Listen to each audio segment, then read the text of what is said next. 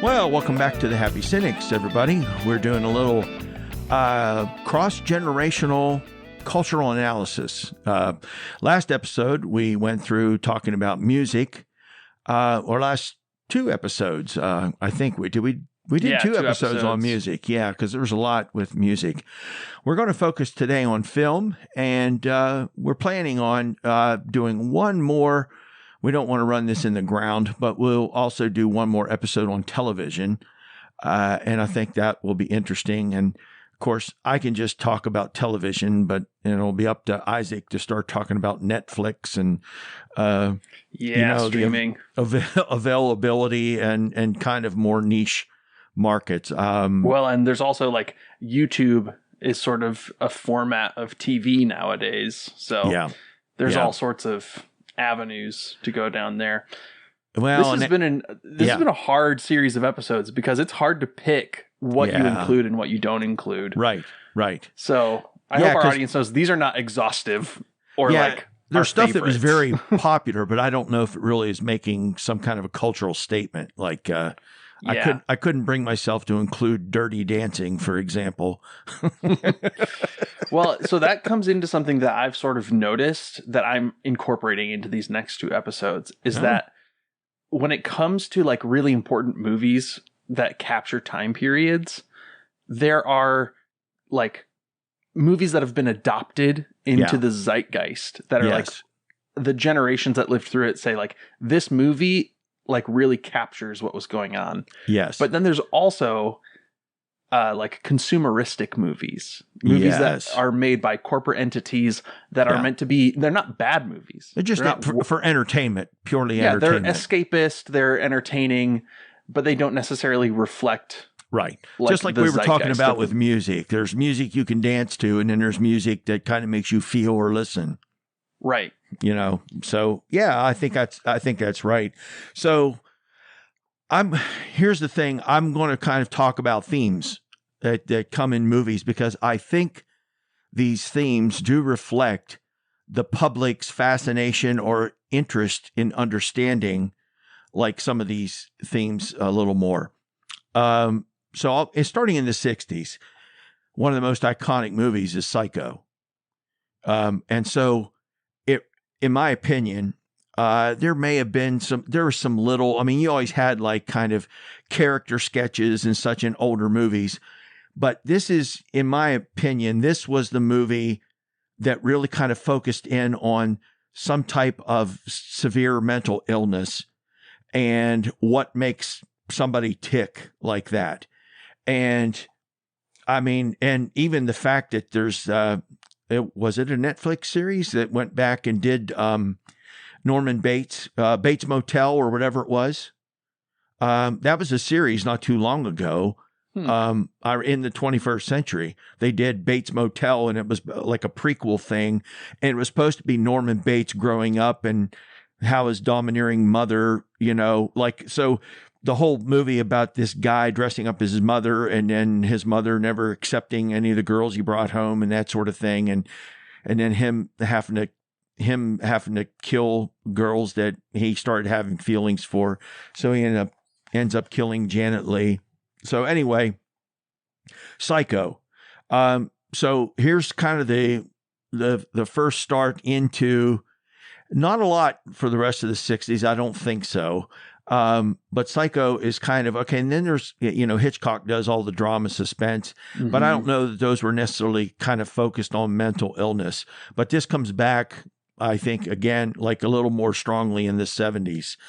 But for right now, another theme that I see started to appear towards the late 60s was the supernatural and the demonic. So there's more and more fascination. Now, I don't know to what extent this ties into, say, the rise of evangelicalism.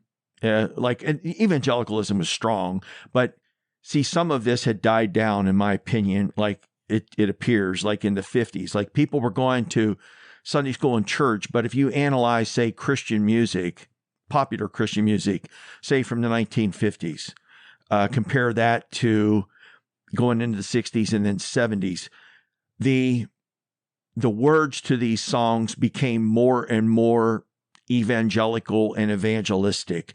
In other words, you go back and there was like popular songs in the 50s. So let the sun shine in, face it with a grin. Whenever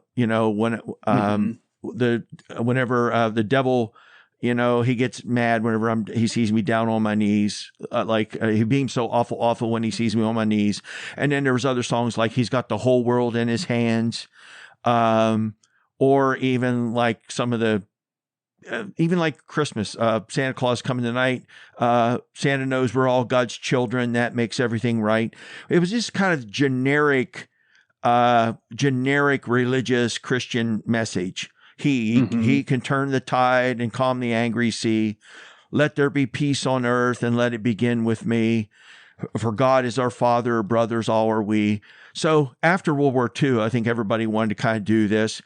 But going into the 60s and 70s, it started becoming more like, in other words, the evangelical understanding. Like it's very supernatural. Everybody's fighting this spiritual warfare.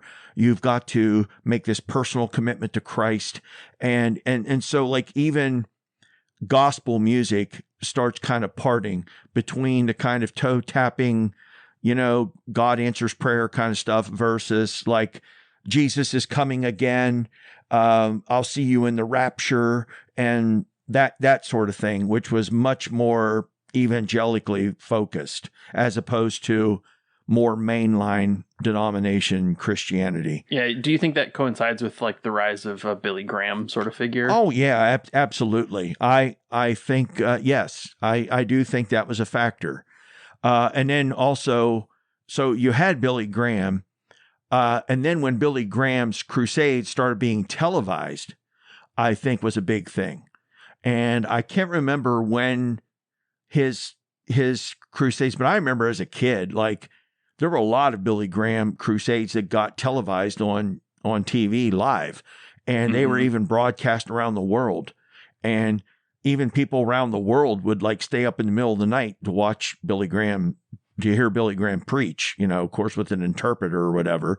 But nevertheless, yeah, I think there was a lot of that. And then you had Jerry Falwell and others. I mean, right. Even going back to the 50s, even like Bishop Sheen, who actually graduated from the campus of where I teach. It's not the current college. Yes. But see, Bishop Sheen was a popular national American figure in the 40s. He got his own radio show and was broadcast coast to coast on NBC radio. And then ABC gave him his own TV show, like Life is Worth Living or something like that. And that went on for a number of years. And then he and Billy Graham were kind of like the two national figures. And then there were people like Norman Vincent Peale and then later Robert Schuller out the Crystal Cathedral in California. And then Jerry Falwell in the 70s. Jerry Falwell, the guy who went on to found Liberty University. Yeah. And then you had, we're getting into TV, but again, like the PTL Club with the Bakers, we'll come back to them next. We'll come back to them next episode. So you're saying that the 60s and 70s evangelical movement was reflected in Hollywood? I do think so because, for example, Rosemary's Baby is the film I was going to mention.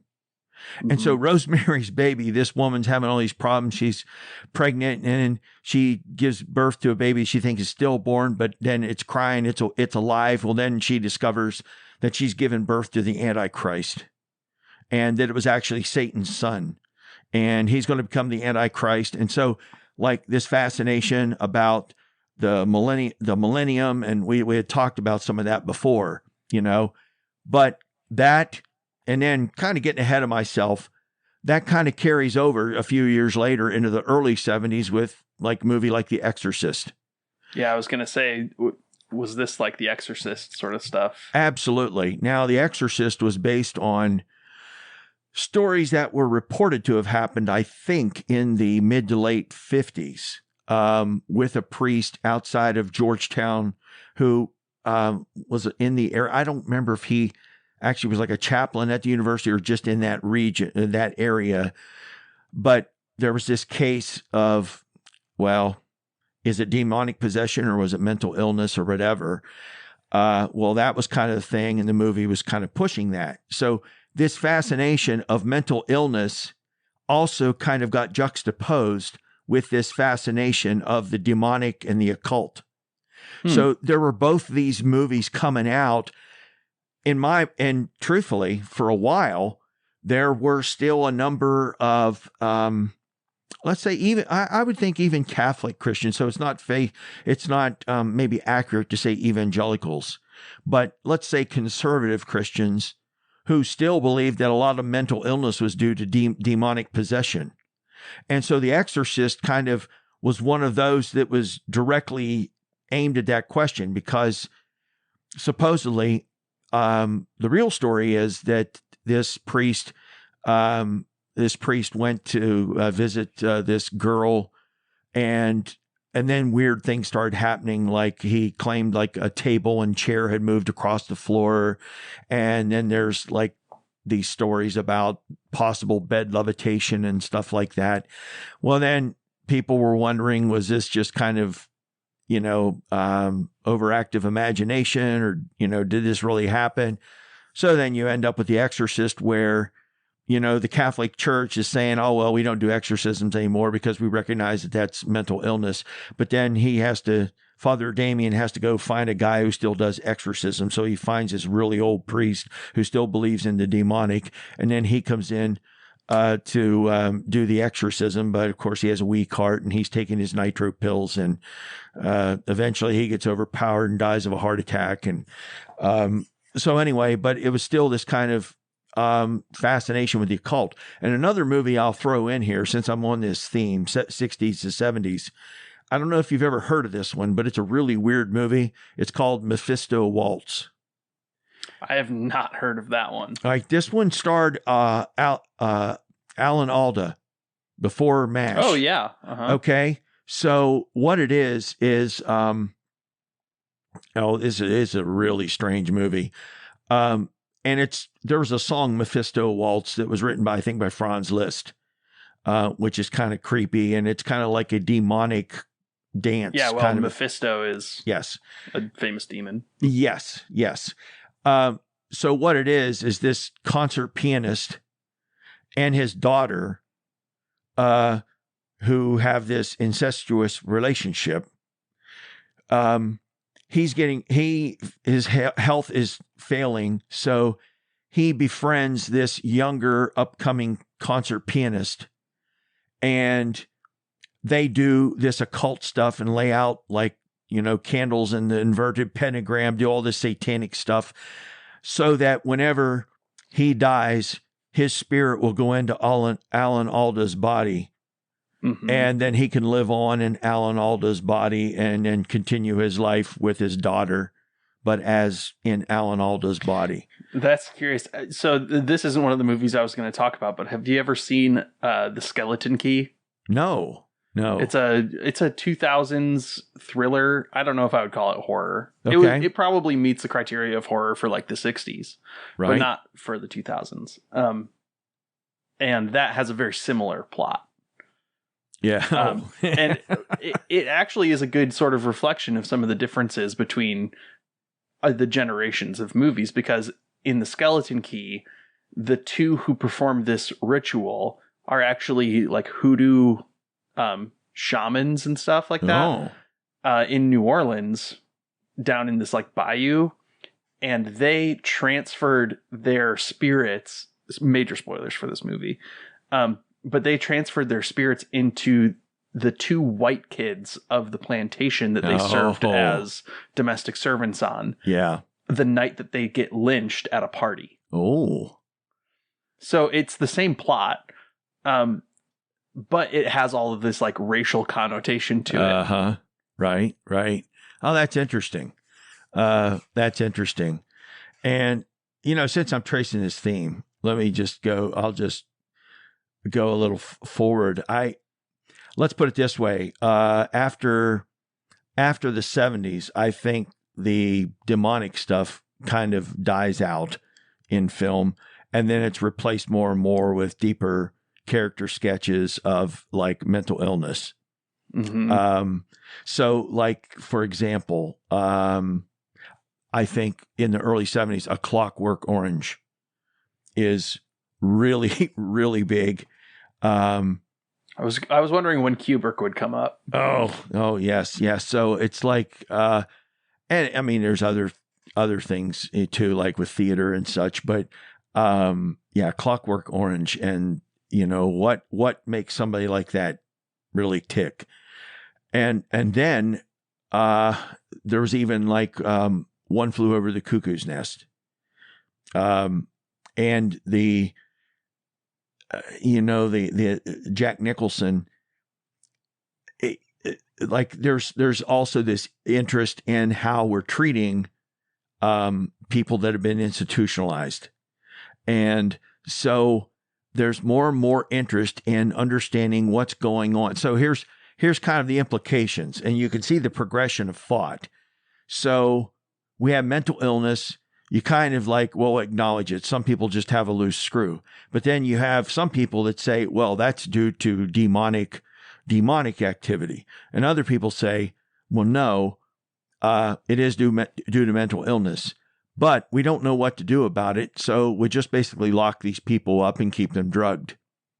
And then you have people say, but people are being drugged even beyond what they need. And so they're just being sedated or lobotomized. So like there's no in between, because that's what happens with Jack Nicholson, of course. Mm-hmm. If I don't want to do any spoilers, I mean, the movie's been out for a long time. Yeah. But yeah, so it's like after they're lobotomized, then, the Indian decides that he's better off, euthanizing him, so to speak. So he doesn't have to live that way. And, but that's kind of the point of it. And so like we see this kind of start coming back in,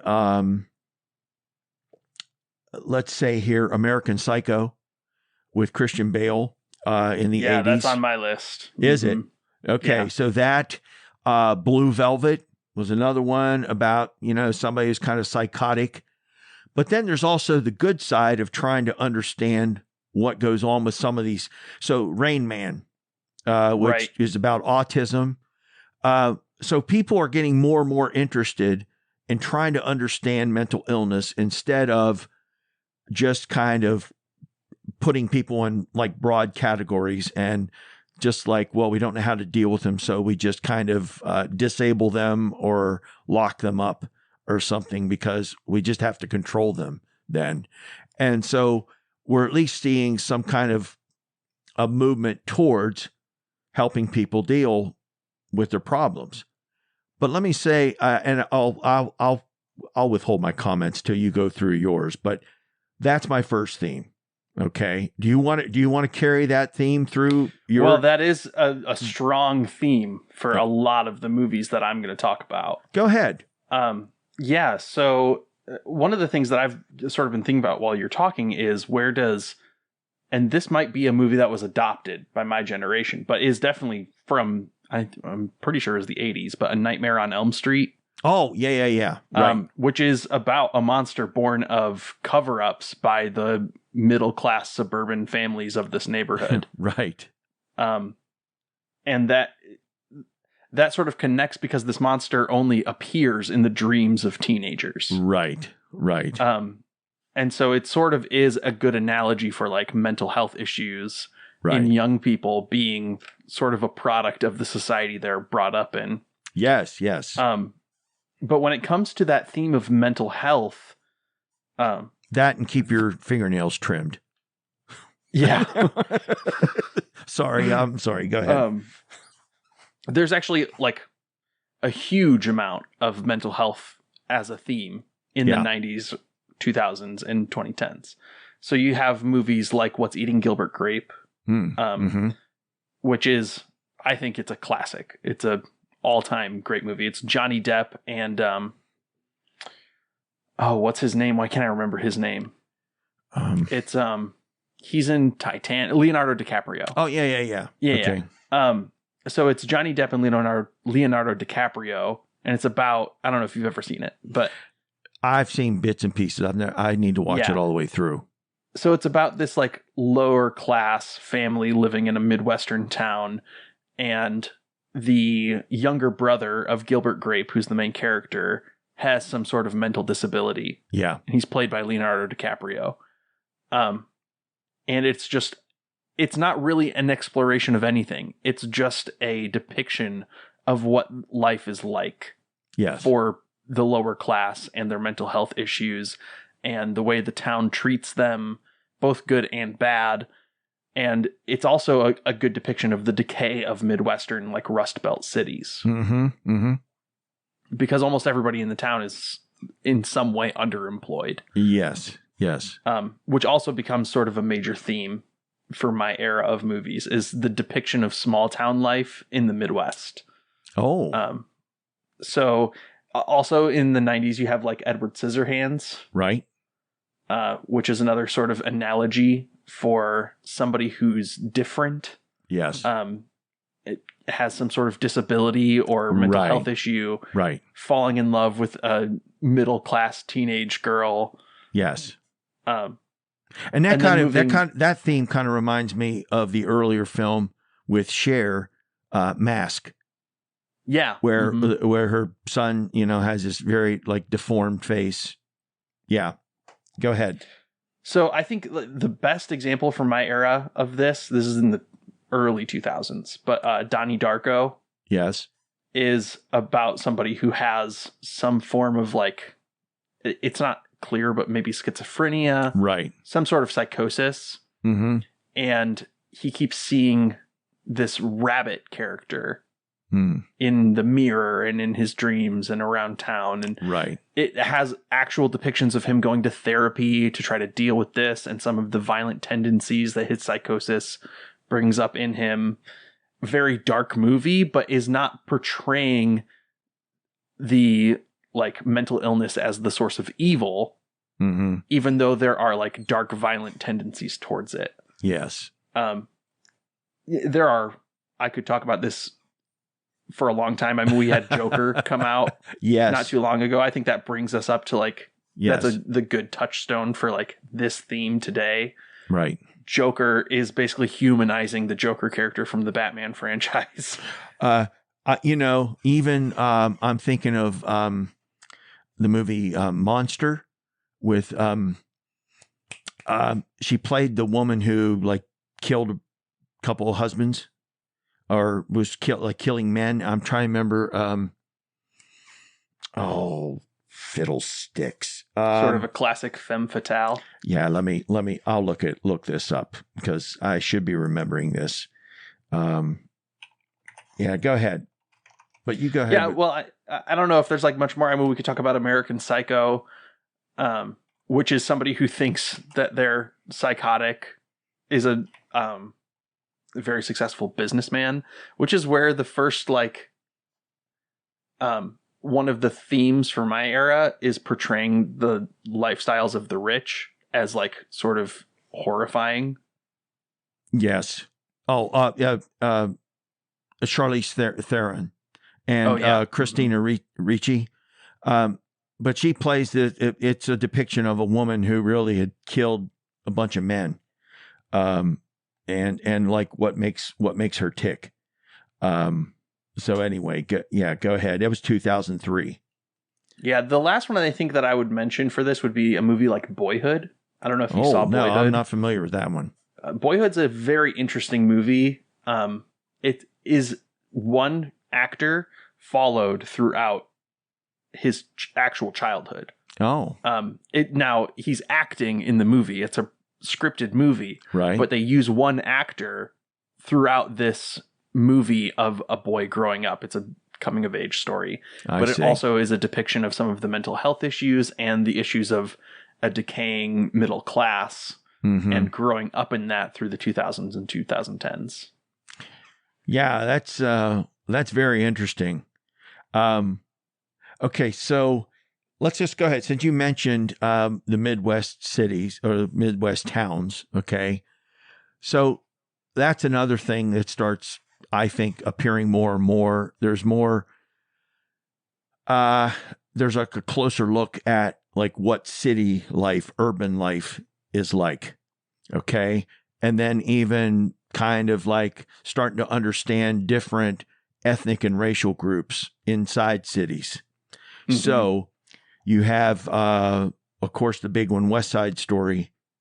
Okay. And trying to understand, you know, the dynamics of that because it's based on Broadway, that, you know, that's a little that's pretty stylized. It's not like a raw movie. But I think that one's kind of an interesting one. And then like I would kind of connect that with, say, in the 70s, like a movie like Taxi Driver. So Robert De Niro, you know, he comes across this young girl who's basically having to work as a prostitute at like 12 or 13, Jodie Foster. Mm-hmm. And then he decides he's going to become a vigilante and get her out of this, but it really has to do. And so there's all of this. There's also a part of this in some other films I'm going to mention, but they're also tied in with the theme of sex and sexuality. And so I'm not going to, but Midnight Cowboy is another one that it's not only about sex workers and what goes on in that and prostitution and things like that. Mm-hmm. But there's also this sense about how difficult is it to make it in the big city. And, you know, Jon Voight thinks he's going to go to New York and be really, you know, popular and make a lot of money. And then he ends up with Ratso Rizzo, you know, Dustin Hoffman. And, you know, he promises him the last thing he do, we'll get enough money. I'll get you to Miami Beach, get you to Miami. And just as they're pulling into town, he dies with his head on his shoulder. On the bus at the end of the film. And so it's not just a movie about prostitution and what goes on there, although that's a big part of the theme, but also really has to do with city life. And in other words, a lot of the city movies from earlier generations were all kind of glitz and glamour and, you know, everybody's like all having a good time and eating at fine dining and you're going to shows but they're not showing like the people that end up in the trash heap, so to speak, mm-hmm. who end up just having to live off of everybody else's leftovers, as it were. And so you're kind of getting this little by little, like, and it seems to me that they want to start talking about ghetto life without like assuming that they're going to like, they're not getting into like the different, you know, ethnic groups. So, mm-hmm. but there's like an acknowledgement of things that are going on beneath the surface. Okay. So I don't want to keep going with that theme just yet because that's tied in with this, but this, like, there's more to this than meets the eye kind of thing. It has both in my opinion, a positive effect and a negative effect. So the first part, the positive effect, there's this insight that you really don't know people unless you kind of live with them and among them, and then you understand the cultural setting that you're in. And even though like there may be people out in the country and people in the city, they still fight some of the same battles in trying to have a good life and to be happy. But yet there's in some respects you have different sets of problems that you have to deal with. Now that's the good side, this awareness. The bad side, which I'll come to here after you finish through with this, has to do with government, authority, police, and how much is there corruption beneath the surface. Okay, so go ahead with the So what were you going to talk about in terms of, say, like the Midwest life and its erosion and all that? Yeah, well, so that is like a major theme of a lot of these movies. Specifically, I think the number one you would think of is Napoleon Dynamite, Yes. even though that's a comedy and it's set in Idaho. It is really about living in a decaying small town. Yeah. And it's a movie that so deeply like understands millennials that, I mean, I grew up years after this movie was like really popular and people in high school were still wearing Vote for Pedro shirts. I mean, I quote the movie all the time. I made my wife watch this movie when we first got married. Like, it's a movie that you have to have seen to understand millennial culture. Yeah. Because it's not just like the awkward humor and the small town life. It's also the like intergenerational stuff that's in that movie. And I remember at the time, because our kids were just on the verge of adolescence at that point, or at least later in childhood, but that was often tied to the growing popularity of like a TV show like Seinfeld. I'll come back to that next week. It claims to be a show about nothing. And so that was more like the thing. There's just kind of like, instead of like there being one big storyline, it's just like a bunch of random events. And then how people, like how these individuals kind of respond to random events. Yeah. Well, and that's another thing. Like, a lot of people don't like some of these millennial movies, especially like a What's Eating Gilbert Grape or a Napoleon Dynamite, because they don't have a like very specific plot structure. Right. There's no rising action climax and then a conclusion. It's not quite as satisfying in that way. Yeah. To watch these movies. They're not really meant to be like really plot driven, entertaining movies that give you a sense of like catharsis at the end. Yeah. They're a little bit more depressing. It's almost like a comedic stand-up routine put to film. Yeah, kind of. But it's in this context of a film, I think it reflects as sort of a generational like ennui of okay. Right. Well, these movies don't give you a satisfying conclusion to any of these problems because we don't have any satisfying conclusions to our problems. Right. So, what about that strikes you as like, so what's the connection with the decay of the small town? What do you mean? So like, okay, so you were talking, say like Napoleon Dynamite. Okay. Mm-hmm. Say more, because you said it's about like the decaying town. Yeah, well, so it is a depiction of like growing up in that setting. And I think it's intergenerationally interesting because there are characters in that movie who fit into that setting, who remember when that town was not sort of a depressing, like, if I had to like characterize it as a color, it'd be like beige. Like the whole world's just kind of boring. It's all like decaying. Nothing new is that really all that exciting. That reminds me of an older movie too. I didn't even have this one on my list, but the Last Picture Show in Texas, I think it's called. The Last Picture Show, the one Cloris Leachman. Let's see, is it Sybil Shepherd? Anyway, yeah, I don't know it. It's about how, you know, everything's like closing up in this Texas town. And so it's like it's like the way of life is kind of gone. The question like would be, and this is kind of the thing. It's not really like Napoleon Dynamite. I got to admit, it's not one of my favorites, but it's got its moments. It's kind of like The Office. You know, yeah, the Office is like in the same vein, like with Seinfeld and The Office, and this kind of. So it's not really like narrative driven. It's just kind of like popcorn. It's character driven.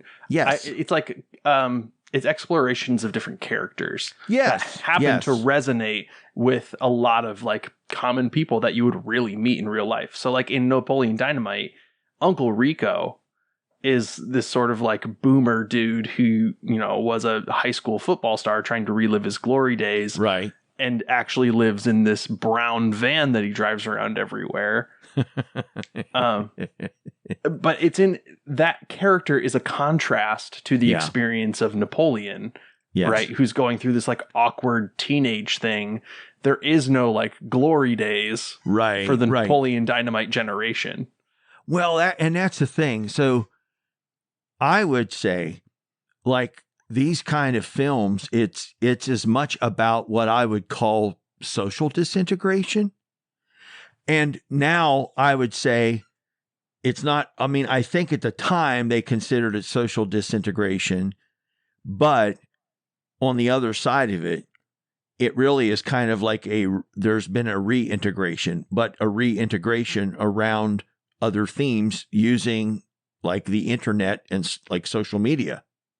Yeah, I think you're spot on, because I think one of the effects the internet had is that people stopped being in like the traditional cliques of like a John Yes. Hughes movie, you know, Yes. like The Breakfast Club, and Yes. it's more about like, oh, well, you expressed your mental health issues and your thoughts and your feelings online, and I also feel those feelings.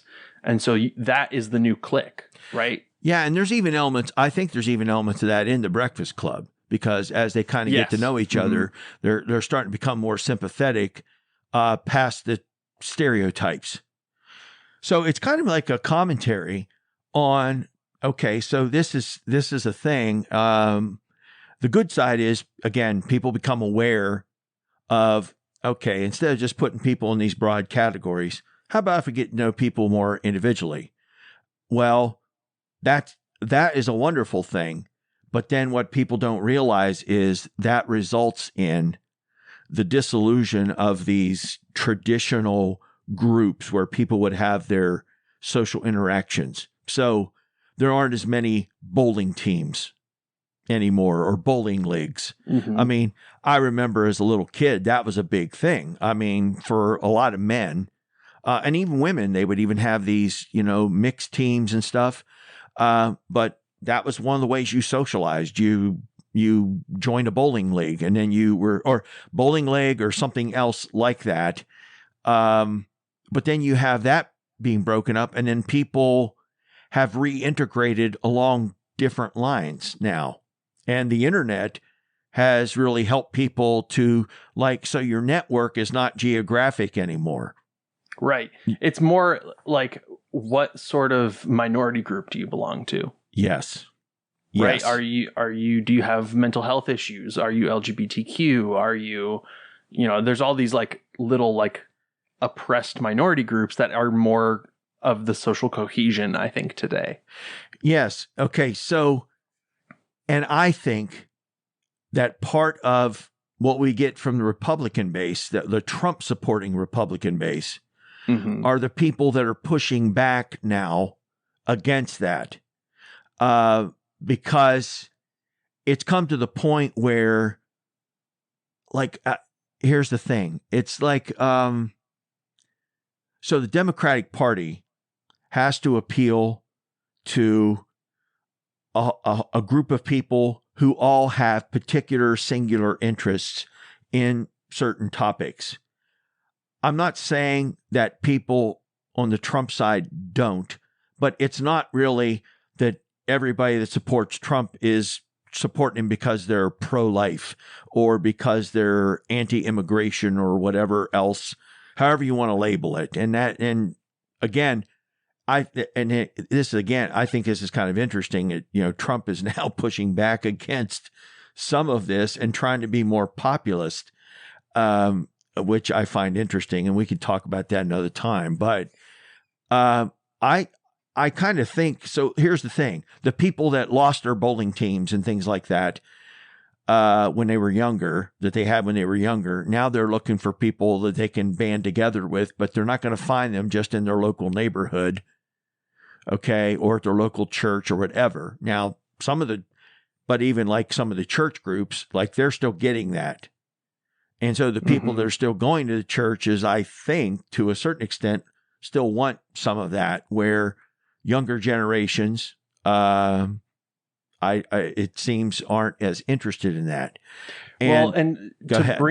to bring this like social disintegration up into the present day, Yeah. I think what you're seeing is all these groups that sort of splintered off of like the traditional Right. like football jocks all hang out together and Right. the band nerds all hang out together, and now I'm sure there's still a lot of that going on, but that wasn't my high school experience. Right. Like those cliques existed, but they weren't hard and fast lines. Right. It was more about what minority group do you belong to in terms of like your mental health issues or whatever. Right. Right.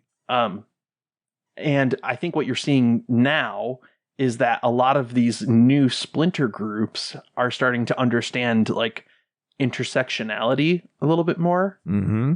And so they are starting to coalesce into a sort of like the woke mob is what would be like. Yes. That's sort of the label for it.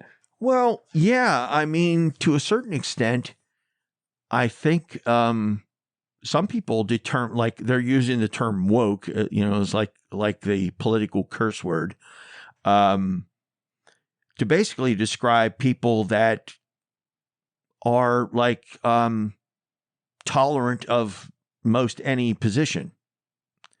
Well, yeah, and what woke really means is, at least nowadays, it originally meant somebody who understood institutionalized racism. Right. But now what it really means is somebody who's aware of how they are mistreated and how being mistreated by the system is something that universally applies. Yes. Everybody has been oppressed somehow. Yes. And it's a community, and I think this is part of the pushback. It's a community of weakness, right? Mm-hmm, mm-hmm. So it's a community that like, oh, we're all individually, we're weak, but if we're together, we're strong. We have community, we have each other. And the right is not a community of weakness. It's a community of strength. Yes. Just pull yourself up by your bootstraps, be an individual, that sort of is the to me, that's the biggest difference between the two political ideas. Yes. And so I'm just going to hook into that, because the whole issue of, say, like cultural integration becomes kind of a hot topic, in the sense that, for example, let's say the Black community. All right. So I'm thinking I just create a separate category in the 1960s for Sidney Poitier because of his films, A Raisin in the Sun, In the Heat of the Night, To Sir with Love, Guess Who's Coming to Dinner. It's all about Black integration, like black and white integration in mainstream society.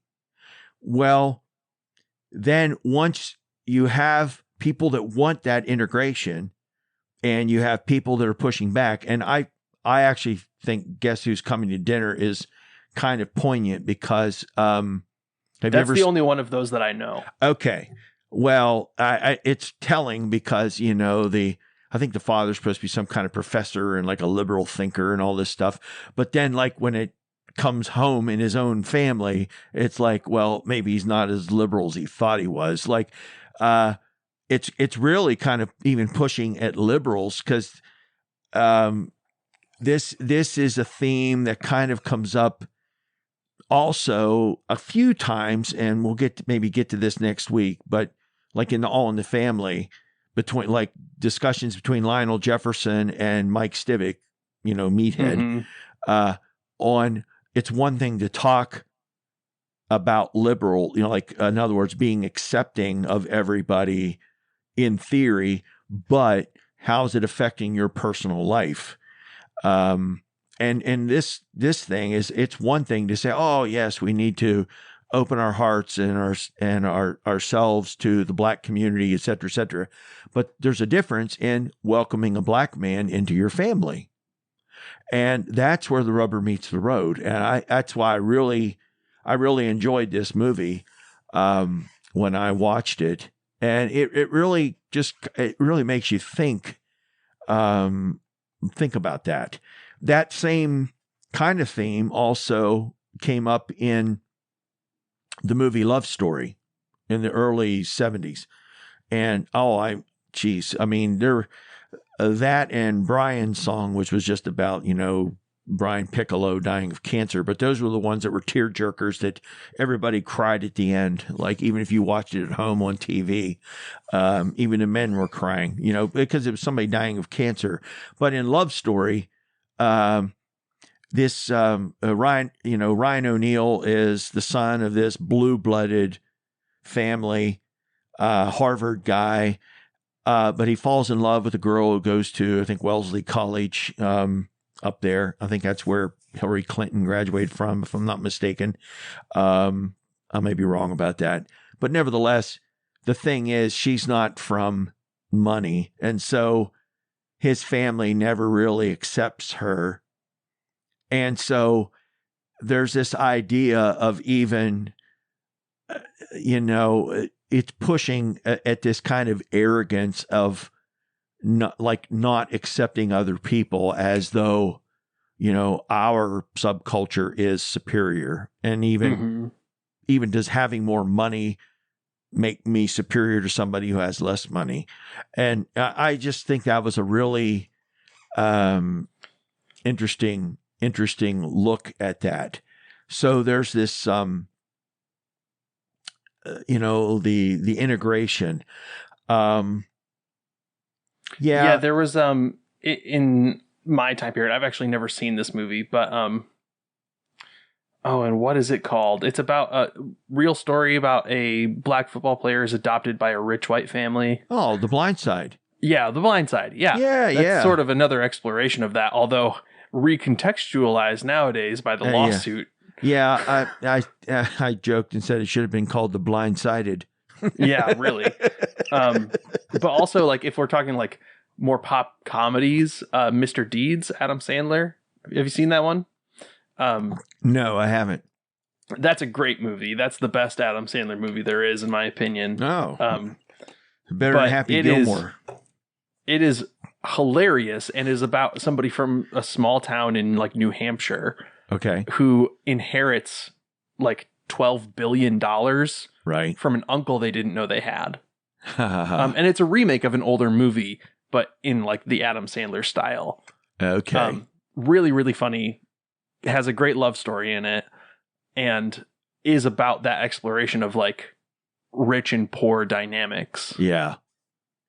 And it's got John Turturro in it, one of my favorite actors. You know what? And maybe I'll definitely will bring this up next episode, because I got to talk about the Beverly Hillbillies.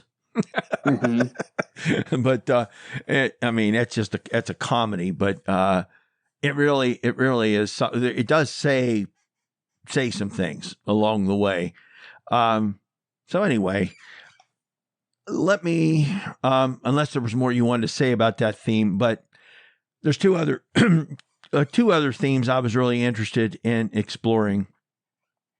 The one is sex, okay, and the way sex is dealt with, okay, or at least it's being put out there to kind of break down traditional notions, and people like, it's like society, okay, so by the end of the 60s, you get, so in the 60s, we get these, especially, in the early 60s, there's the movie The Apartment, where this guy is using this apartment for, like, he's making money by renting out this apartment to his boss and other people at work to have extramarital affairs. And so it's a comedy, but it's dealing with this whole thing, which is kind of like kind of pushing towards, like, is it okay to have open marriage and all that sort of thing? Because it's like these people, like, it's still wrong to cheat, but is it cheating if your spouse knows you do it? And is it really objecting to it, kind of a thing? Well, then later on, similar in that vein, but in the late 60s, there's the movie Bob and Carol and Ted and Alice. And wife swapping and the potential of that, and The Graduate with Dustin Hoffman and that's the first one I've known from this list. Yeah. So, the whole thing of him with an older woman, the question is, did she take advantage of him, or was he old enough? So it's kind of ambiguous, because he's a college graduate, but yet he's like, what are you going to do now that you graduated? Oh, I don't know. I just thought I'd kind of take it easy during the summer and figure out what I want to do. So like, he's got his degree and he still doesn't know what he wants to do in life. And so he's kind of portrayed as being this kind of naive guy who went to college, but he's been so sheltered that he's immature. And so, is it Anne Bancroft? Who's Mrs. Robinson. Mrs. Robinson kind of preys upon him like she's savvy and he's just naive, and he ends up getting seduced by her. And but there's also this question about, okay, well, he was old enough, so is it his responsibility? And then she didn't want him because she was able to seduce him. Well, then she didn't want him going near her daughter, and he ends up falling in love with her daughter. And so anyway, it's just a really, I think this is where like some of the themes start getting explored a little bit. There's other things, but I really couldn't carry this over. I think this was just kind of a way of trying to process the whole free love. Like, so I kind of think at the like late 60s, early 70s, there was kind of a step back and say, okay, maybe the 50s were too prudish, but the 60s maybe were too permissive, maybe what's kind of a happy medium, and how much sexual liberation should there be, or is healthy, or whatever. And that, I think, becomes part of the discussion there. I don't know that really carries forward, except that you had other films that started creating situations where they weren't explicitly sexual, but it crosses lines that, for example, like The Odd Couple, which is a Broadway play and then it's made into a film and then becomes a TV show. But there's this sense where these two divorced guys, by living together, they start to take on the characteristics of like a married couple. See? And so, right. Even though it's not really talking about same-sex relationships, they have a friendship that's starting to get into like a role play kind of thing. And that's kind of, in my opinion, it pushes I've even heard like interviews with Jack Klugman, who played Oscar Madison on the TV show version. Mm-hmm. And he said that, that was always in the back of their minds, because it just kind of has those overtones that they were like a couple. And so anyway, there's a few things like that. We'll get into that with television because of like Three's Company. That was a big thing when that show came out. But we can talk about that. I didn't really see that. Yeah, go ahead. When it comes to sex as a theme in movies, there's a lot of sex in my era of movies. I mean, you have Brokeback Mountain, sort of blowing the doors off the whole LGBTQ movie genre. Also, you have like sex comedies as a whole genre of movie come out of this. So like American Pie, sort of the first one of that. But there's like hundreds of those, Super Bad. And that genre is just like sort of ubiquitous nowadays. But you also have movies like Juno, which is about teen pregnancy. Oh. That comes at the issue of teen pregnancy without condemning it. Mm-hmm. That's a very like, that was a very important movie for my generation. because of the problems that it explored and the way that it delivered its ideas. Because it's funny, right? It's kind of a funny movie, but it's also takes itself seriously without being like degrading to the topic. Right. So there's a lot more openness about sex and teenage sex and being gay and stuff like that in millennial and Gen Z movies.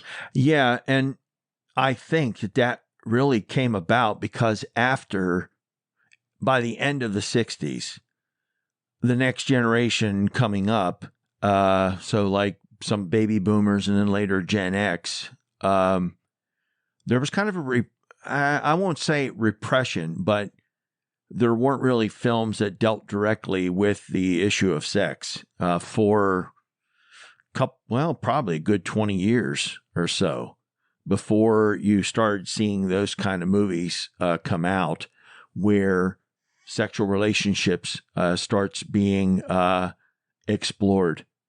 Even like interracial, not only same sex, but interracial and other kinds of themes, like you were saying, age of consent, different things like that.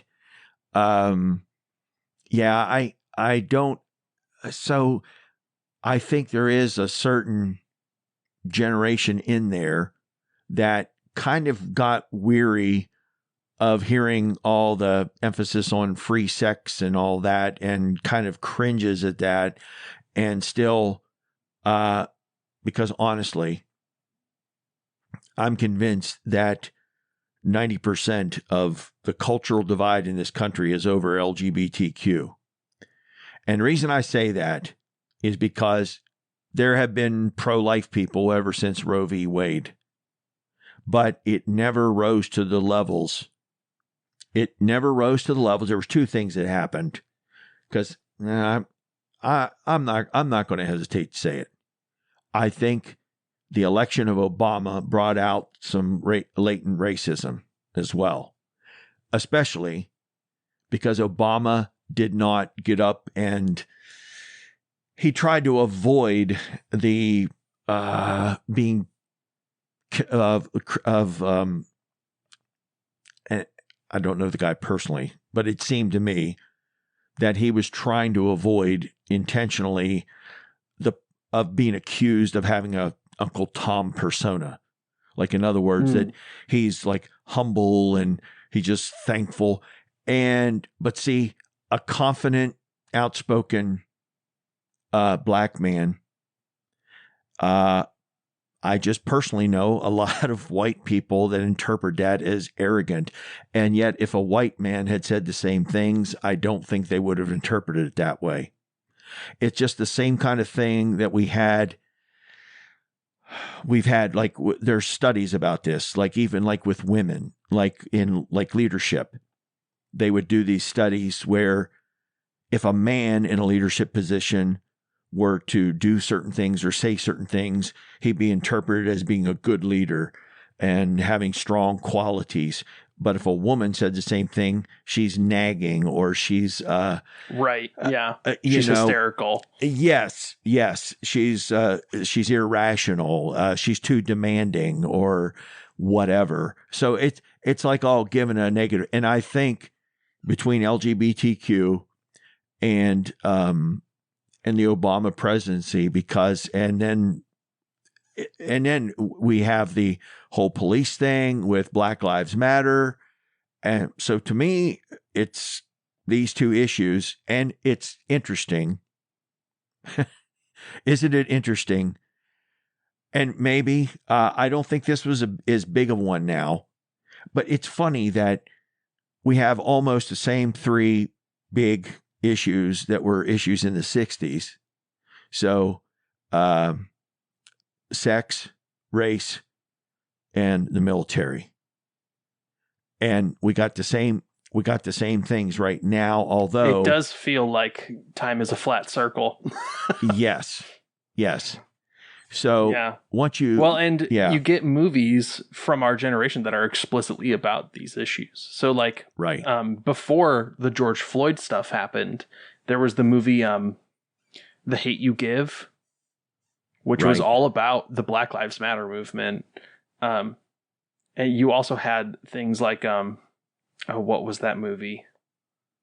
You had those, the Jordan Peele movies with Get Out and Us, which are about racism explored through the horror genre. Oh, okay. Now, they're not the first movies that do that. There's lots of horror movies that explore racism, but those being hugely popular in terms of that stuff. Right. So I forgot to mention when we were talking about mental health issues and the demonic stuff, that has replayed itself out, right? So you had this like string of mental health horror movies in the 90s, early 2000s. Yes. And then you get movies like The Witch and Hereditary come out, Yeah, and what about the not too long ago. Emily Rose, was it The Exorcism of Emily Rose or something like that? Mm-hmm. Yeah. But those movies they sort of portray themselves as about mental health, but they always end up being about also the demonic, the occult, stuff like that. Yeah, there's still a certain amount of fascination with that. Another thing that, if you don't mind me moving on to another topic here. Yeah, go ahead. Obviously, the space age and getting a rocket to the moon and having people walk on the moon, that opened up whole genre, but like I know they're entertaining, but there still is this there's this fascination, and there always has been, but it's not so far-fetched where you've got like we could talk about this, but I have to talk about this next week, where the Black and White Twilight Zone episode where a guy from Mars comes down and sneaks in with a bus of people that get stranded in a snowstorm. I have not seen this. Oh, okay, I'll talk about that. But it's yeah, so like in the 50s and such, it was all about Martians and whether they were green and whether they had antennas and stuff like that. But then later you start getting more. Like, in other words, people are like wondering, is there really life out there and what would it look like? So, that's where we get all this, obviously there's Star Trek, but then the Star Wars movies, starting with Star Wars itself. And then this gets followed up with even things like E.T., even like things like time travel. Like it's kind of an interest in like Back to the Future. Back to the Future. Yeah. So it's just, it's funny, but this idea of time travel and what would happen, could you affect things? And then you have movies like Alien and different things like that. Yeah. So I sort of categorized those movies for my generation under the heading of technology. Yes. Okay. Go ahead. So I don't know. This is a movie that my generation is familiar with because it's considered one of the greatest movies of all time, but it was sort of lampooned when it came out, which is 2001: A Space Odyssey. Yes, yes. So I have that in the this is an adopted movie that my generation knows. Not all of us have seen it because it's hard to watch, but it's important because one of our generation's movies is Interstellar. Yeah, which is yes. I've seen both of those actually. Yeah, Interstellar is basically a remake of 2001: A Space Odyssey, right? But it includes certain elements of. It's more character driven, first off, but also there's the climate change problem that sort of prompts the entire plot. Right. So it's almost like a retelling of 2001. Yes. Through millennial eyes. Yeah, it's like revisiting the whole project. Yeah. Mm-hmm. No. But also you have, movies like The Matrix for my generation. Yes. Exploring like what computers do. And then I think another important one is Blade Runner. So Blade Runner came out in the 80s. Yeah. Okay. And that's because I was characterizing that as an apocalyptic movie. Go ahead. Well, it sort of is, but it's ultimately about artificial life. Yes. And exploring what that means. And I have it under my generation because the director's cut, which is considered the definitive edition, came out in like 2003. Okay. So I'm going to go ahead and tie in because that's another one of my themes is the apocalyptic. But a lot of this is tied to technology. So I'll just jump back very quickly. So I'm thinking of, we mentioned this before, Dr. Strangelove. So we have the development of the nuclear bombs, and we've used that. Dr. Strangelove. Is it a horrible thing? No, it's a great thing because blah, blah, blah, whatever. But then you have Planet of the Apes. What would happen if there was a nuclear holocaust and, life would re-evolve, but it would be different. And so there's this, and then it just starts kind of going from there. I also then think, and I'll just kind of skip back forward again, but The Terminator is another movie, and with the possibility of Skynet, and so now we're talking about artificial intelligence. But see all this stuff, and then they have iRobot, Will Smith. Yes, and So The Matrix itself, WALL-E. So I have WALL-E written down too. Is like, this is, I think, one of the WALL-E's sort of like a consumeristic movie. Like, it's entertaining, right? But it reflects a lot of the themes that came before it. Yeah. Sort of like the same thing with like High School Musical is about that social disintegration and people leaving their cliques. Yes. But it's being retold through this like corporate lens. Now WALL-E's a great movie, don't get me wrong, but yeah, it's interesting that the technology stuff always gets tied back to apocalypse. Right. So, there's still, it's tied, and, and I didn't even think about putting this in there, but of course, with the evangelical community, you can't ignore the whole Left Behind series. And all the Rapture movies. I was teaching Sunday school. The first Left Behind movie came out when I was in the graduate program at Notre Dame, and I was teaching an adult Sunday school class, and of mostly senior citizens, believe it or not. They wanted to watch Left Behind. I wasn't really a big fan, but we rented it and put it in, and everybody watched it. I almost laughed out loud when it turned out that the Antichrist was Russian. I'm like, oh my golly, this is so Cold War. So I've only seen like a couple episodes of the Left Behind TV show, and I did not know that the movies make the Antichrist Russian. Yeah, he was Russian. It's like he's a commie. So like a communist turns out to be the Antichrist, and he has like mind control. It's almost too funny. Oh, I know. It's like, I don't know. Maybe Stan Lee was a consultant or something. I don't know. How would you even parody that? It's almost a parody of itself. Well, anyway, other than that, I guess if you're a Rapture person, I guess it's not a bad film, but that was just a little tacky. They couldn't come up with something better than like a Russian leader. But anyway, it's still like this apocalyptic stuff. Okay. So whether, here's the thing, but this really has set the kind of tone, because now we've got people that have been hearing apocalypse for so long that I wonder if some of these people have basically convinced themselves that it's just a bunch of liberals overreacting. And so it's really not, it's going to turn out to not be as bad as what we thought. And go ahead. When you look at Gen Z, there's sort of like two Gen Z stereotypes. Okay. That respond to the apocalyptic stuff. Okay. There's the doomer, and then there's like the weirdly conservative Gen Z people. Okay. Who like adopt the clothing of the 50s and like are like, they're like trad people is what they're called.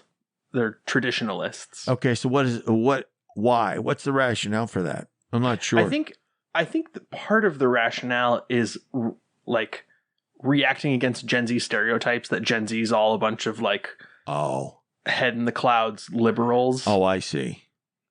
But it's also, I think, they're trying to response. embrace 50s values or something like that. And they tend to be very conservative. Yeah. Okay. But also, like, I think it is just an anxiety response to the world that Gen Z grew up in. Because the other response from Gen Z is, you know, they're called the Zoomers. Right. But so there's a play on words there with the Gen Z doomer. Yes. Which is just Gen Z people who have just given up. That humanity is just doomed. Yeah. Yeah.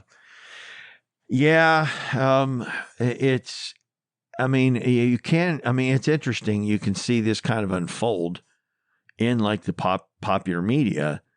There was, and we never talked about this last week with the music, but it was, what's that?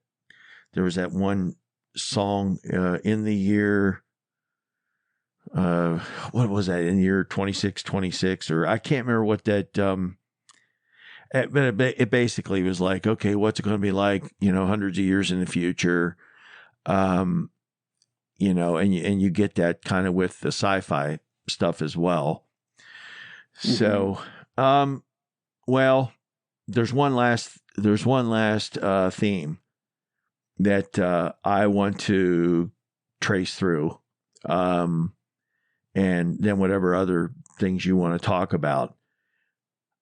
But there's this kind of cynicism that kind of grows, a cynicism in the system that kind of slowly grows, and it gets to the point where it's like, okay, and this obviously starts in the 60s, but you see this keep developing where it's like you can't trust the government, you can't trust people that are in charge, fake news, fake this, fake whatever. And now we've got deep fakes and, you know, with AI and everything. And so I would kind of start this. I never even mentioned Easy Rider, because the integration thing, Easy Rider in the late 60s, that was another movie where these guys basically hit the road on motorcycles. And so they encounter all these different groups of people. And then they kind of learned from that. I think it was Peter Fonda. That was kind of an interesting movie too. So he gets exposed to, you know, even like going through like an Indian reservation and stuff like that. So he's kind of getting to experience different people and meet different people. And then it's kind of like, he has this broader perspective of like what America is. And so anyway, but this distrust. So I would say starting in the 70s, okay, this was protested a lot in the 60s openly. So I don't recall it really being a major theme in movies. But let's just say starting in the 70s, we start getting, and I know they're kind of like cop crime shows, but they're cop crime shows that basically show corruption amongst the police and amongst elected officials. So you have the French Connection first. You have French Connection, so you got people that are smuggling drugs in. Gene Hackman has to go to, you know, Paris to try to find out who's sending the heroin into the United States. And then they capture him. And then, anyway, it's about like there's this corruption going on and there's people being paid off. And then you had the first two Godfather movies. And I mean, everybody knew about organized crime. Okay. But, and even like older shows like The Untouchables. Okay. So there was like people bought off, but now it's kind of becoming more of a common theme, like that. Most politicians are corrupt. A lot of key police officers are being bought off and this and that.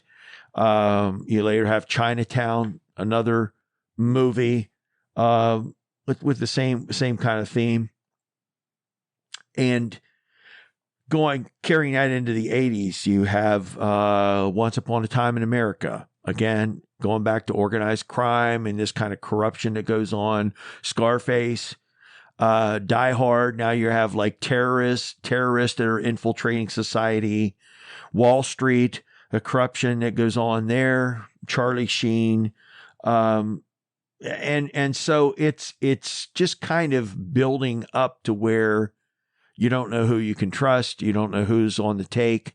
And so there's just kind of, it just seems to me that society, there's so much cynicism there that it becomes like a fertile ground for conspiracy theories, and that all start taking root with the advent of social media.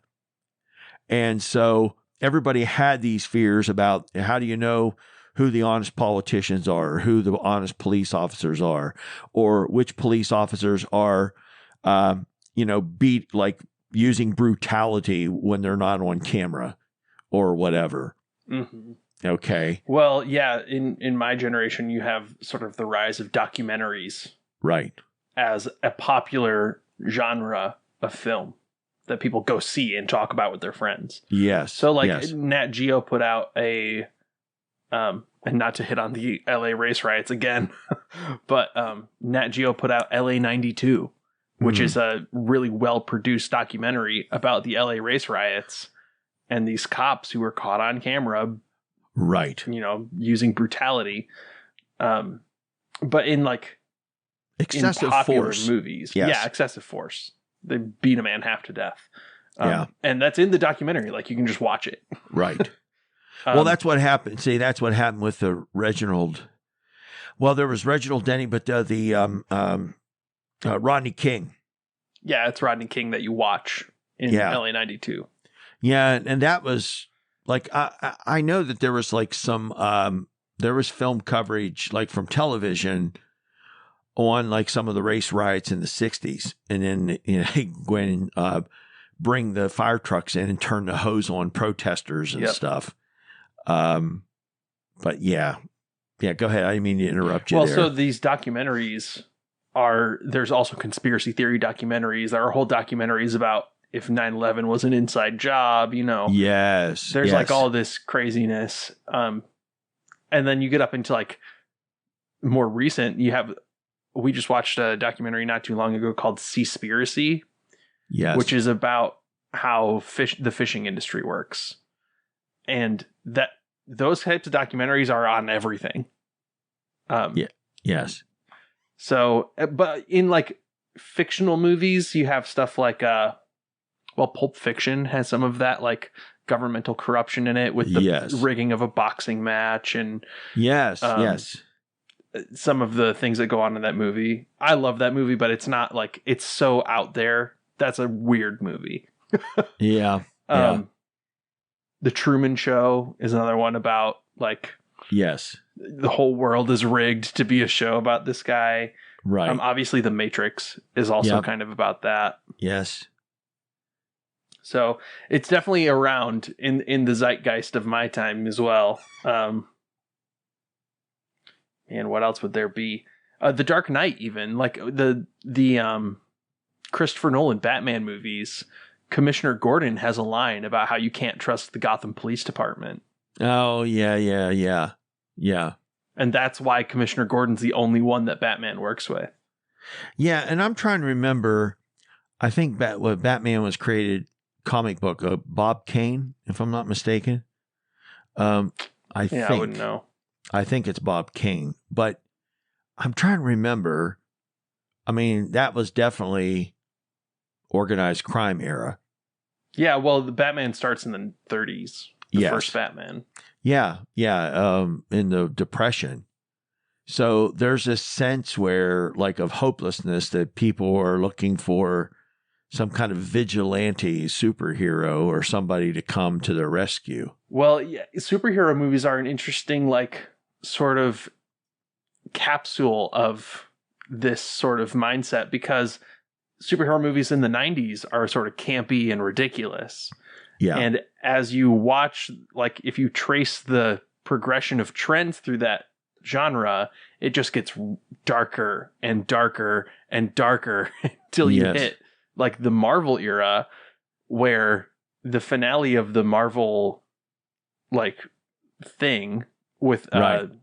Infinity War is an apocalypse. Oh, yes. Yes. Yeah, it's a big jump from the Adam West Yeah. Batman series of the 60s. Now, I have to that was more like a diversion, but a guilty pleasure.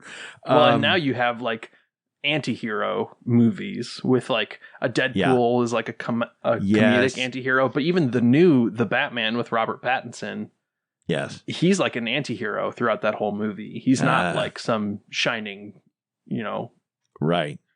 Right. He's not an example to follow. Yeah, and so what I find also interesting is that start in the 80s.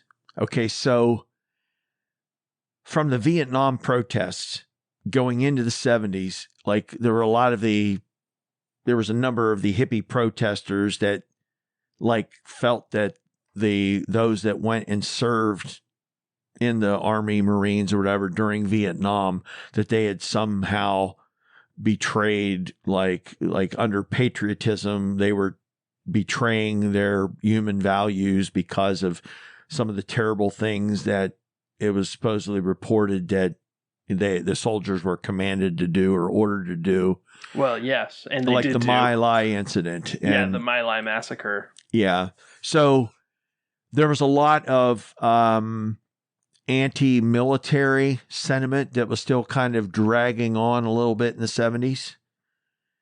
That's kind of my feel for the pushback, and you start getting these movies like An Officer and a Gentleman, like in the 80s, An Officer and a Gentleman, or Top Gun, or and then you later get Saving Private Ryan, and then Band of Brothers. Yeah, Band of Brothers, Platoon.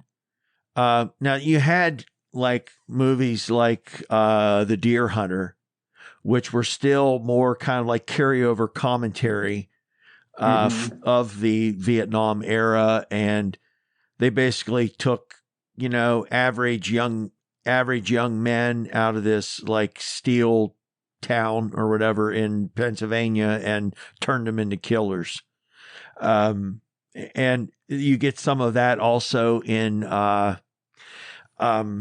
Full Metal Jacket. Yeah. Which, it's like, and there's kind of a push against them. So there's kind of a wrestling with this as well. Like, did the military go too far in the way that it trained soldiers? Like, is the goal really just to turn a person? Like, can you turn a person into just a killing machine without really damaging them permanently psychologically? At least, burdening them with PTSD for the rest of their lives. And so it's interesting how this all develops. It may be that since there's less hand-to-hand combat these days, that some of that is, maybe there's not as much upfront and personal gore that soldiers have to see. I don't know. But unless you're on the other side. Yeah. Well, yeah, that's well, true. There's plenty of anti-war movies in the more modern period. You have like Hacksaw Ridge. You have The Red Badge of Courage that just came out. Right. You got in comedy, you have Tropic Thunder. Now you're talking about the recent Hacksaw Ridge? Yeah. Because I think Clint Eastwood did Hacksaw Ridge. Is that a remake of the Clint Eastwood? I think it is a remake, but it's more explicitly anti-war. Yeah, I kind of figured, because that one really wasn't about that. It was just about him, being a tough guy and kind of like how being an old school Marine is still good. That was kind of the new Hacksaw Ridge is not about that. yeah. The first one was really about that pushback because of the people that were saying, okay, so like Full Metal Jacket's on the opposite side of that. It's kind of like pushing and saying, yeah, these drill sergeants go a little too far in getting in getting in kids' heads. Okay, men and women now, but that's another part of it too. You know, allowing women to serve in the military. That was all during these generations as well. So anyway, you're getting kind of mixed signals, people. So that we start seeing lines being drawn. Like, is it? It's very. It just kind of reminds me of same kind of dynamics now that's going on over the Israel-Gaza war. Is it wrong to, like, are you seen as being anti-Semitic or not supportive of the Jews if you criticize Netanyahu and the way the war is being executed? Yeah. And we're at least at the point where I think more people are starting to kind of sift some of this out. Like, the easy answer isn't, well, you're not a patriot or you're not a supporter, versus the only way you can be a supporter or a patriot is just, hey, whatever you got to do, just go in there and be brutal and kill them all and let God sort them out, or whatever. And, there's got to be, a little more. I mean, at least in warfare, we expect more finesse now. Which you might argue that at least shows some sort of social progress, even though it may not be a lot. At least that's better than, just hearing that entire towns get wiped out. Just people are just trying to farm their land or whatever, and that sort of thing. So. Well, and then again, the Cold War. I really wonder if even the Cold War, I'm wondering if the Cold War mentality, because there was, of course, when the wall in Berlin came down, and that kind of shifted things a lot. But man, oh man, have you ever seen Rocky IV? I have not. I've only ever seen the first Rocky. Oh, okay. Well, that one by far is the best. That's more of like the underdog. I think I don't know that there's an underlying message intended in the film, because actually, from what I remember reading, if I'm not mistaken, Rocky was based on a real event that Muhammad Ali offered a title fight to like an unknown guy as a publicity stunt. And he didn't even train for it, because this was like some unknown yutz. And he got in there, and the guy landed a punch to his chin and knocked him down in the first round. And he got back up and then won the fight, knocked the guy out. But the guy kind of caught him off guard. And so they made this into Rocky, but the story of Rocky is kind of like Rocky's the underdog. He finally gets his shot, and he almost gets there. But even though people are disappointed that he lost, for him, it's a victory, because he's reached higher than he could have ever reached. And there's a certain element of it where there's a certain part of it. It's like, well, Rocky got this recognition, and then he ends up, getting the rematch and all that because he worked hard for it. But there's also a certain part where he just kind of like gets the luck of the draw. And there's this, I think, in my mind, and maybe I read too much into this, but it did seem to kind of have that feel that there's a lot of people out there that could do it and compete with the people at the top level, but they're never given their shot. Mm-hmm. You understand what I'm saying? So whether you're talking about sports or film or music or whatever. Now, maybe some of this starts going away a little bit with the internet, and at least people being able to get their own stuff out there. But back in the day, if you didn't have a supporter, you really didn't get your shot. I mean, I remember my dad. Okay, my dad, the area where we grew up, in the era that he grew up, the area was much larger, and they actually had pretty competitive baseball going on at the time, because there was at least a half a dozen guys that my father played baseball with who had actually all played in the minors all the way up to AAA. And one guy my dad went to high school with ended up becoming a starter for Pittsburgh Pirates. And, oh, really? Oh, yeah. Bob Robertson. He was, he's the guy who famously in the 1971 World Series missed the bunt sign and hit a home run, and the team still fined him for missing the bunt sign. But he was their first baseman, and he and Willie Stargell for a couple of years, until I think Willie McCovey also did it, but they were the only two for a couple of years who had hit home runs into the upper deck at Old Three Rivers Stadium.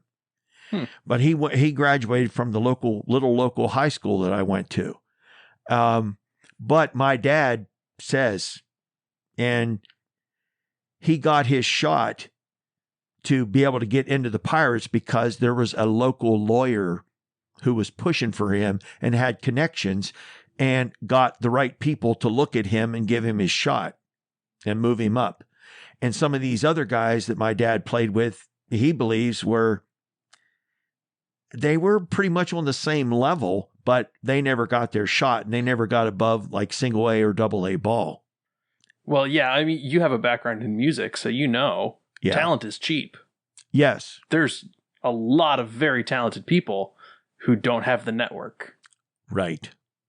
That's interesting, like thinking about Rocky as like an underdog story, because the underdog story is very popular for my generation of movies. And but it's not a underdog works hard and gets his shot at stardom.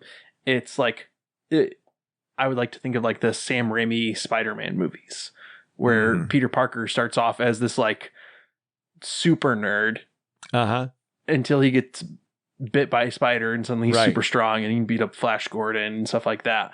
But he never becomes popular. He never like, he works hard, he does all this stuff, he beats the Green Goblin, and he's still a nerd. Right at the end. Like the underdog stories of my generation don't have any, like, the character goes through transformations, but the nerdiness, the loserness of them never changes. Yes. Because that's part of what makes that character relatable to the generation. Yeah. Like, I think there's a trend in my like generation of the nerds have sort of become an accepted clique, right? Like the nerds are cool now. Yeah. Some of the, well, anyway, that could be another episode, but I never understood why Superman just didn't find some excuse to let Lex Luthor die at some point. Like why would you keep saving somebody like that? It doesn't make sense. It'd be like if Hitler was ready to run his car over a cliff.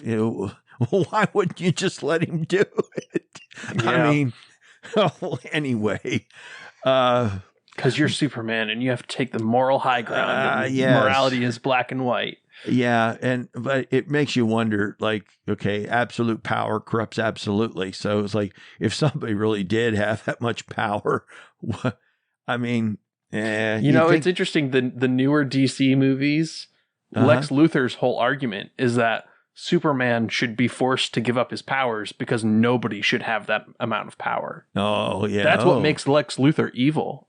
Oh, okay. She's like, I don't know. I might agree with them. So Lex Luthor is now the communist or whatever. I don't know. Yeah. The anti-authoritarian. Yeah.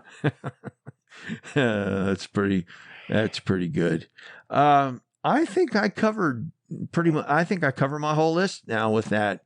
Yeah. I mean, I think I could talk about movies for another 3 hours because there's so much to cover. I mean, we didn't even get to like animated movies or. Oh no, we didn't. Like, there's a lot to cover, but I think we've covered like a lot of the important stuff. Yeah. Yeah. I mean, if we kind of trying to define, and we'll come back and then use some of this to analyze. Okay. So like, how are the different generations processing, or at least in general, does it seem like, what are the differences between the way these different generations are processing what's going on and what's causing this? I already laid out what I consider, like, in other words, why do we have so many people buying into conspiracy theories? Now, I know some of that human gullibility, it's been around forever, but there's been like such growing cynicism. It's like people, they become ripe for picking that one person convinces them that everybody else is against them, but I'm fighting for you. And that person becomes their superhero. And that's kind of what we're talking about here. So it's like, there's that element of even these superhero comics. It's, people would rather trust the rich vigilante guy. Like, they don't know it's Bruce Wayne, but it's like, if they knew Batman was Bruce Wayne and he's a millionaire, would they trust him more or less? In real life, you understand what I'm saying? You think? Well, yeah, the whole like anti-hero thing, one of the consequences of it has been that people are like, I want to be just like that guy. He's really cool because I relate to his character. No, you're supposed to relate to his character and realize that that's not necessarily a good thing. Like, people don't understand the subtlety of it. And so you have these characters sort of like adopted by different, like, how would I describe them? Antisocial groups. Right. Like the incel group or like stuff like that. Yeah. Oh, there's some like TV series where, like a TV series like Law and Order that was on for like 19 years. Oh my, there's so many themes that they tackled on there. I just, I remember, because what you're talking about there reminds me of an episode where, there was this, it was when the United States had soldiers over in Afghanistan trying to run things there. Well, the government ended up using, like, gaining, like, even using, because they supported, like, there were like drug lords in Afghanistan, like, supposedly in the episode. I don't know to what extent this is true. Probably it is true to a great extent. But they were using these drug lords to help them fight the Taliban. Because those drug lords were against the Taliban taking over too, because the Taliban would not allow drugs and people to do drugs, and they outlawed it. So, the United States, allowed these people to do this stuff, but then they started, like in this episode, they started bringing some of the drugs in the United States because they could make a lot more money selling it in New York City. Oh yeah, so it's like a televised, fictionalized version of the Oliver North stuff. Yes. With the Iran Contras. Right. Trading weapons for drugs and then using those drugs to fuel the crack crisis on American streets. Yeah. Oh, my. So that guy is the CEO of the NRA. Oh, Oliver North. Yeah. That does not surprise me. I didn't know he was still around. No, I knew that, but I didn't know he had like an official position in NRA. Yeah. I mean, LaPierre, I think. Didn't LaPierre step down not too long ago? I don't know if he's still the CEO. I'll have to look into this. But anyway. No, he was actually removed in January. Oh, okay. Who, Oliver North? Yeah. Oh, okay. He was president of the NRA. Oh, okay.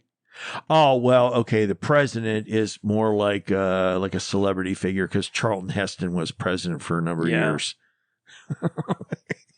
But that's interesting that it came up on Law and Order. I mean, if you can't trust Moses with your guns, who can you trust? All right. Is there anything else we didn't cover you wanted to talk about? Oh man, probably because I am a huge movie fanatic. So, I mean, there's lots of movies I have written down that would be good to talk about. Like we never talked about Shrek. And Shrek is like sort of a cultural touchstone. Okay, well go ahead and then we'll make that our last point. point. It's not that important and like there's a lot we could talk about, but well, I'm curious now. So what do you see as the cultural significance of Shrek? Shrek is a reaction to Disney in the 90s. It's basically a parody of Disney. It is. That's true. And because it's made by DreamWorks, which is a bunch of former Disney animators. Oh, I wasn't aware of that. Yeah. I know it was a separate, company. So Shrek is interesting because it's like it signals the new era of animation in America, at least. Okay.